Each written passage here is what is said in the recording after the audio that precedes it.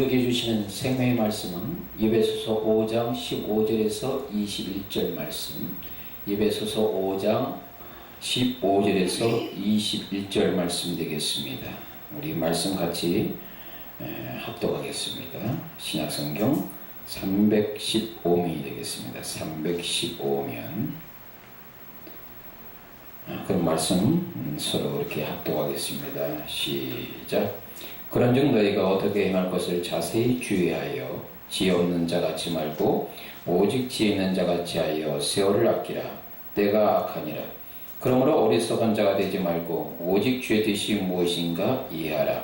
술 취하지 말라. 이는 방탕한 것이니 오직 성령의 충만을 받으라. 시와 찬미와 신령한 노래들로 서로 화답하여 너희 마음으로 주께 노래하며 찬송하며 범사의 우리 주 예수 그리스도의 이름으로 항상 아버지 하나님께 감사하며 그리스도를 경외함으로 피차 복종하라. 아멘. 이 말씀은 살아계신 하나님의 말씀입니다. 저는 오늘 이 본문 말씀을 중심으로 마지막 때에 사는 지혜, 마지막 때에 사는 지혜라는 제목을 가지고 함께 하나님의 말씀을 나누기를 원합니다. 마지막 때는 자기를 사랑하며 돈을 사랑하며 자긍하며 회방하며 부모를 거역하며 감사치 아니한다고 했어요. 그리고 무정하며 원통함을 풀지 않는다고 했습니다. 싸우다고 했습니다. 쾌락 사랑하기를 하나님보다 더 사랑한다고 했어요. 경건의 모양은 있으나 경건의 능력은 없다. 이게 뭔가 마지막 때의 사람들이 살아가는 삶의 스타일이라는 것이죠. 또한 이 시대의 징조를 보게 되면 정말로 주님 오실 때가 매우 가까웠다. 매우 가깝다. 그렇다면 이 마지막 때 우리는 어떻게 살아야 될까요? 마지막 때 우리는 어떻게 살아야 될까요? 첫째로 우리는 우리에게 주어진 시간에 대해서 지혜롭게 사용하라. 우리에게 주어진 시간에 대해서 어떻게 사용하라? 지혜롭게 사용하라는 것이죠. 시간 관리는 어떤 테크닉의 문제가 아니에요. 시간 관리는 하나님과의 관계 속에서 이루어지는 성숙함이다. 시간 관리는 하나님과의 관계 속에서 행동하는 인생의 지혜다.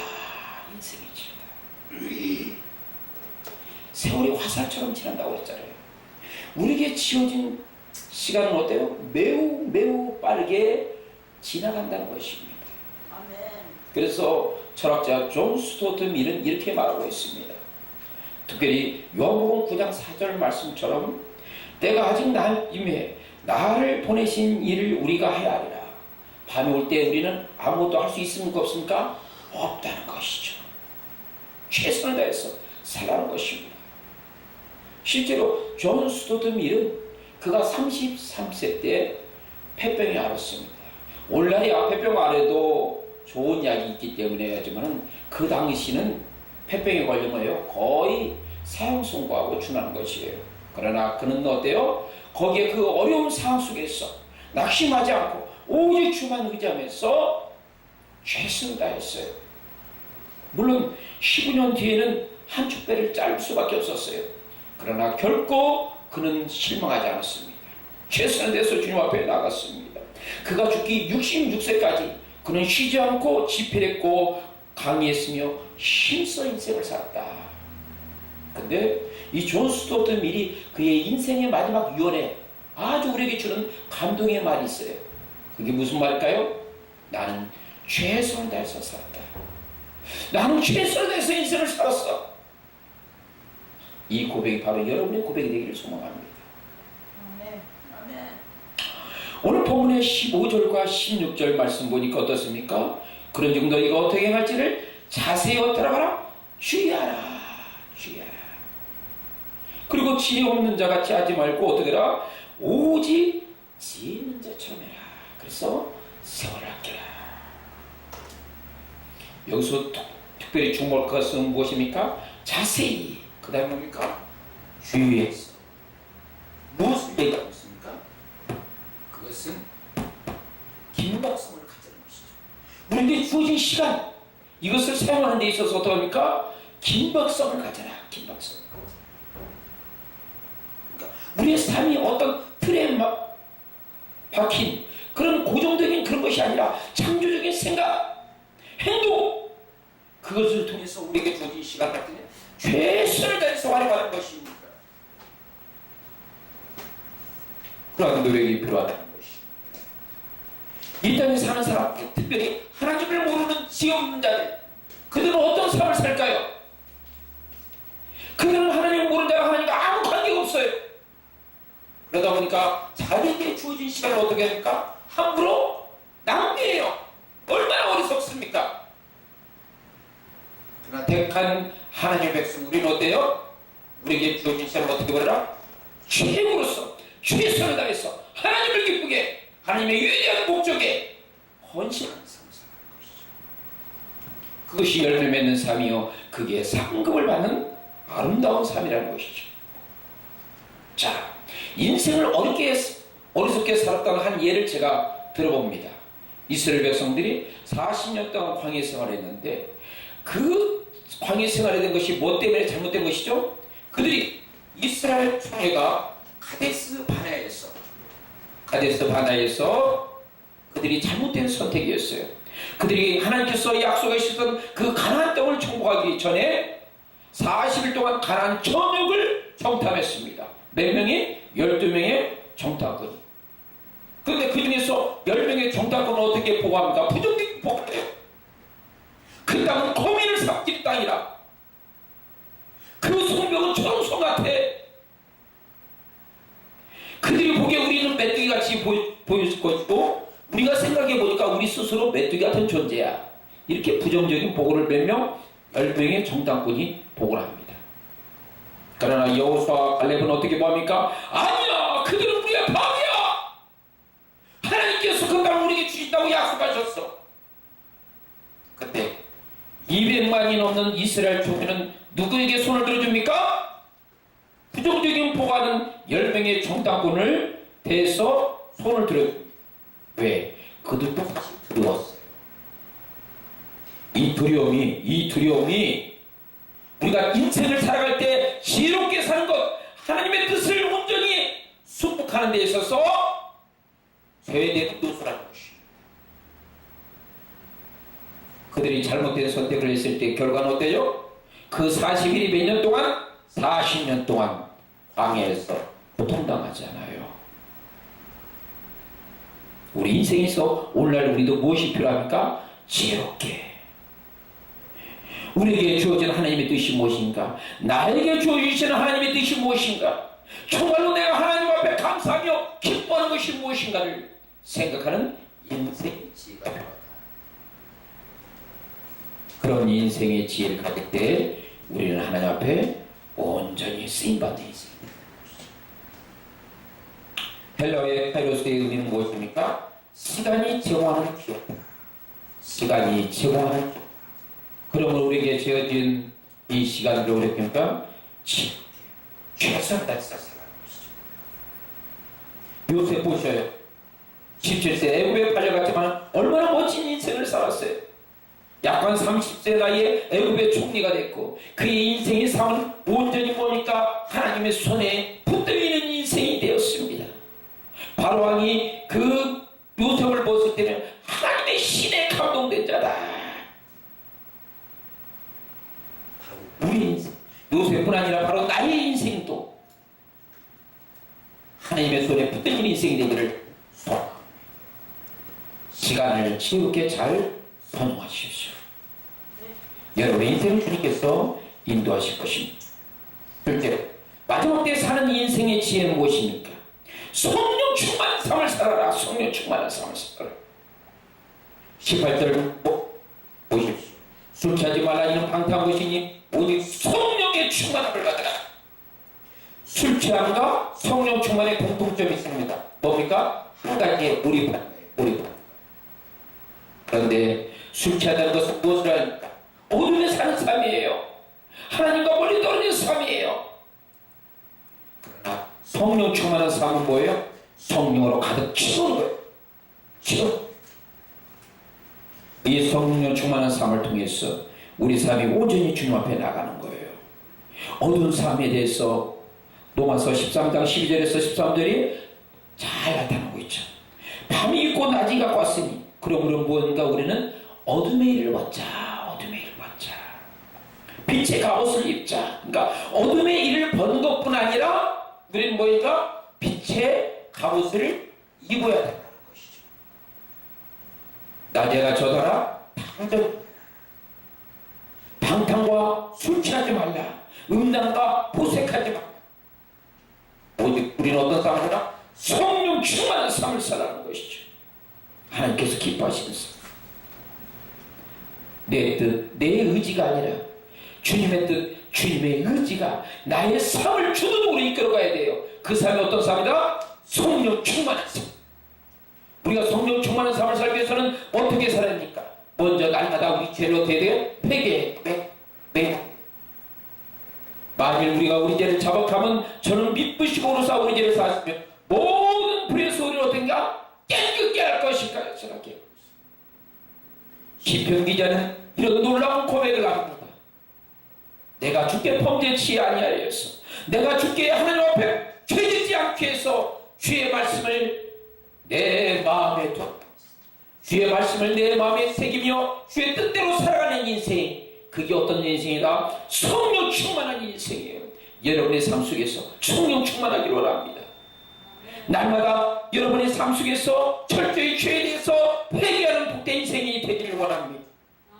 그러면서 한다고 해서 이런 인생에서 시와 참미로 하나님 앞에 찬양드리며 감사의 인생을 살아가는 거예요. 내가 지면은 어떤 환경 속에서 내가 흔들리고 낙망하는 것이 아니라 늘 감사하는 거예요. 그 감사를 통해서 하나님께서 축복 주시는 거예요. 감사할 때 감사하지 못하면 어때요? 우리 삶이 어려워져요. 이스라엘 백성들이 40년 동안 광야 세례면서 하나님께서 이스라엘 백성들 위해서 하늘을 열어서 만나를 주셨습니다. 반석을 터뜨려 생수를 공급하셨어요. 그것뿐만 아닙니다. 40년 동안 생활하면서 옷이 헤어지지 않냐고 발의 신이 닳지 않았다. 여러분, 광야에서 40년 동안 생활하는데 오셔요. 낮과 밤에 입도 자주 심해요. 그러면 옷이 쉽게 헤어질 수 있는 거예요. 그 다음에 신발들, 그들이 신는 신발이 샌들이었어요. 근데 광야에 거친 모래를 신게 되면 어때요? 그런 때에서는 쇠 신발도 달아요. 근데 그 샌들도 하나님께서 닳지 않게 했다. 기적 중에 기적 아니에요? 또 하나 기적 아니겠어요? 그런 놀라운 은혜를 받은 그들이 40년 동안 한 것이 기적 중에 원망했어요. 목마르다고 원망하고 배고프다고 원망하고 하나님께서 분명 인도하신다고 부르기둥과 불기둥으로 인도하신다고 약속했고 인도하셨다면 그들의 배고픔도 그들의 목마름도 하나님께서 분명히 해결해 줬을 믿어야 되는데 그 전능하신 하나님 인도하신 하나님을 그들이 믿지 않겠어요. 그러니까 원망했죠. 하나님 마음이 얼마나 아팠겠어요. 그렇게 사랑했는데 정말 보면 하나님은 짝사랑하시는 분 같아요. 오늘날 우리에게 있어서 우리의 삶이 정말 하나님을 하여금 짝사랑하게 해서는 안 돼요. 하나님 사랑, 나를 사랑하는 것이 우리가 아직 죄인됐을 때 바로 그 아들 예수 그리스도를 우리에게 보내주심을 통해서 하나님의 사랑을 확증하시는 거예요. 이 놀라운 사랑, 이 사랑의 빚진 자로서 주님 사랑해요. 주님 사랑해요. 주님 사랑해요. 이 사랑의 고백이 날마다 여러분의 삶에 넘치기를 소망합니다. 아멘. 시어 참여와 신령한 노래를 했어. 성령 충만한 삶, 하나님의 축복과 느끼는 삶 되기를 축복합니다. 아멘. 마지막으로 세 번째 보니까 섬기는 인생이 되라. 섬기는 인생이 되라. 마가복음 10장 45절의 말씀에 인자가 온 것은 섬김을 받으려 함이라 도리어 섬기려 하고 자기 백성을 많은 사람의 대성물로 준다고 했어요. 예수님께서 이 땅에 인카네이션 성육신으로 오셔서 섬김의 모습 모델이 우리에게 되셨어요. 그렇다면 예수님의 제자들로서 우리도 마땅히 섬겨야 되지 않을까요?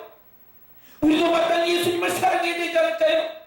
우리도 마땅히 마지막 때 하나님의 이기한 목적에 우리의 삶이 희생으로 드려야 되지 않을까요? 섬기는 열매가 될 때 여러분의 삶에 하나님의 일하심을 여러분들은 목도하게 될 것입니다. 하나님께서 여러분의 삶 가운데서 동행하시면 여러분들은 목도 목도하게 될 것입니다. 또한 여러분의 삶 속에서 하나님의 위대한 기적이 여러분의 삶에서 넘칠 줄 믿습니다. 섬기의 자리로 들어가십시오. 이 마지막 때, 이 주님 오시는 이 마지막 때 섬기기를 원합니다. 그렇다면 섬기는 것이 어떤 것일까요? 스위스 학자 칼 바르트는 이렇게 말하고 있습니다. 섬김의 삶에 대해서 이렇게 정의하고 있습니다. 자기의 개혁, 자기의 목적이 있더라도 만일 교회가 여러분을 부르신다면 여러분은 교회의 목적을 위해서, 교회의 의도를 위해서 여러분의 의지와 여러분의 행동을 바치십시오. 이것이 어떤 삶이다? 섬김의 삶이라고 했어요. 마지막 때 주님께서 우리에게 요구하시는 것은 무엇입니까? 바로 섬김의 삶이라는 것이죠. 섬김의 삶. 한 예를 들어봅니다. 일본에 가가와 도요코 이 사람이 있었습니다. 이 사람은 기생의 아들이었습니다. 그렇기 때문에 어때요? 그의 삶이라면서 바로 처음에 달식이라는 어마어마한 삶의 불에서 빠졌어요. 고통스러웠어요. 절망했어요. 죽고 싶었어요. 심지어 자살까지 하려고 했지만 죽지 못했어요. 그런 가운데 그가 폐폐에 걸린 거예요. 모든 삶이 절망과 낙심밖에 없었어요. 앞을 바라보니 보이는 게 아니고 칠흑같이 어두운 밤이었어요. 그때 동네에서 굿지는 소리가 들렸습니다. 그 소리를 들어서 따라가 보니까 이런 소리가 자기 귓전에 울렸어요. 예수 믿으세요. 예수 믿으세요. 예수 믿으면 하나님의 자녀가 됩니다.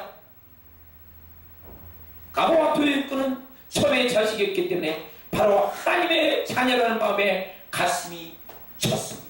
아, 내가 예수 믿으면 하나님의 자녀가 되는 거야.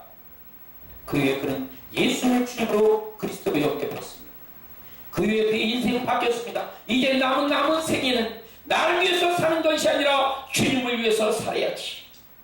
그러면서 빈민구로 들어갔습니다. 거기서 소외된 자, 약한 자를 그들을 섬기고 했습니다. 그런데 누가 보셨어요? 자기가 폐병에 걸리면서 그 아픈 상태에서 섬김의 자녀들이 그러니 하나님께서 그의 생명을 지켜주시고 건강을 책임져 주셨습니다. 그가 70대 넘도록 하나님께서 강건했으며 그의 병은 완전히 치료됩니다. 무엇을 이야기하고 있습니까? 우리 하나님의 위대한 목적에 온전히 하나님을 기쁘시게 하는 데서 섬김의 자리로 들어간다면 하나님께서 우리 인생을 책임져 주신다.